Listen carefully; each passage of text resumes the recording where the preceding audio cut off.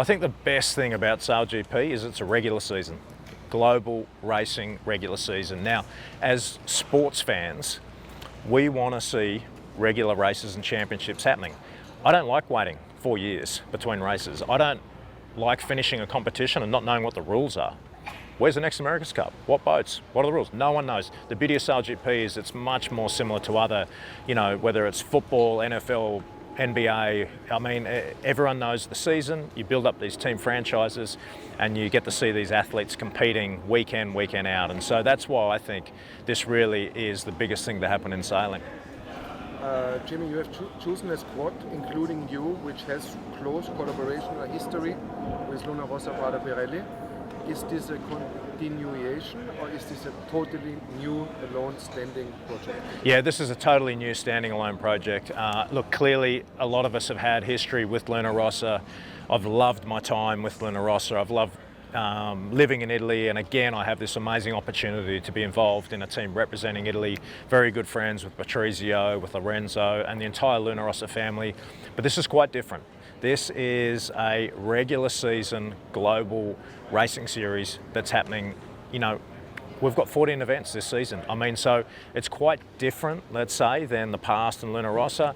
Again, I would love to see Luna Rossa go win the America's Cup. I'd love to see the Red Bull SAILGP team go out there and lift the trophy. Cool. Jimmy, you have chosen a very young woman to be member of this crew. What has driven you to that decision?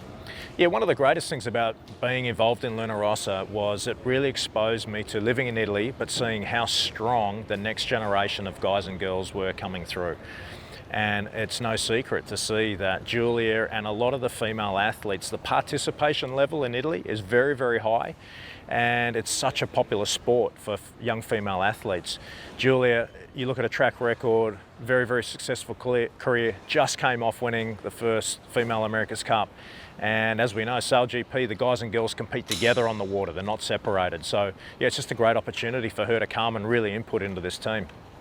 Looking into the future of this season, what are you looking forward the most and what's your fear?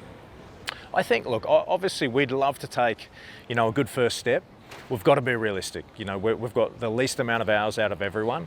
But I think what would be really exciting for us is seeing the team competing at the top against some of these heavyweights, the New Zealand team, the British team, the Australian team.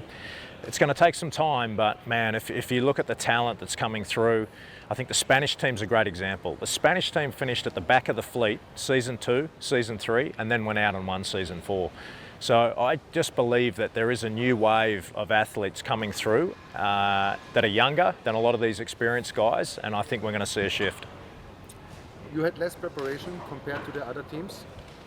Building up in the season, how can you compensate that? Look, the great thing about SAILGP is all the data is completely open. So we can go back in the past seasons, we can look at the Kiwis, we can look at the British, everything, cameras, communication, all the data.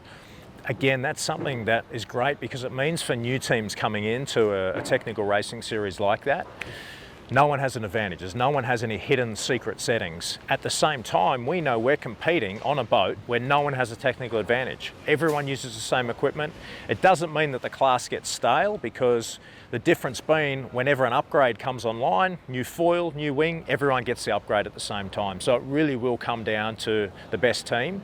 But it really means a new team coming in can get up to speed quickly. They don't have to go through this long education stage that happens in other technical-based sports where it could take seasons and seasons before you even get competitive.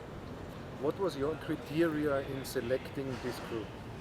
I think the first thing was really no egos. That's number one. Having athletes and team members that are able to put the team before themselves.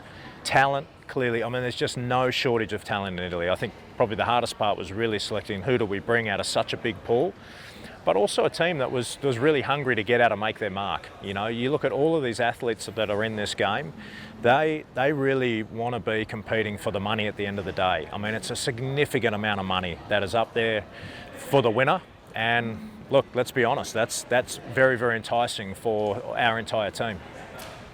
As a founder and CEO of the team, what is the impact of the management? in the sportive success of the sport? The way I see my role is I would like to be able to provide the team with all the resources they need to go out there and have a shot at winning. I mean, the great thing about sport is you never know what's going to happen. And all these other teams are doing the exact same thing. But ultimately, if I can put the team in a position where they have the resources, they have the support, they can get out there and compete and win, then that means I've done my job. America's Cup and SAILGP. In the future, do you think there will be competition coming up in between these two sportive events when it comes to collecting and taking sailors, knowing SAILGP is going into a bright future with many events coming up? Look, I think when already SAILGP, after just 4 seasons, has already, in my mind, if you just look at the numbers, surpassed, media impressions, TV broadcast numbers, and that again because it's regular content, it's a regular season. There is no prize money in America's Cup. We're approaching well over 7 million already. Teams have been bought and sold. And only its 4th season at significant valuations. The America's Cup's been going for over 170 years. There's never been a team bought and sold. So they're clearly 2 different competitions. And I've loved my time at the America's Cup, been fascinated about it. But when I look at something that's a regular season, you can add value, you know what the rules are going forwards, they're just 2 different things. I think they can actually help one another and grow them, but they're certainly quite different models.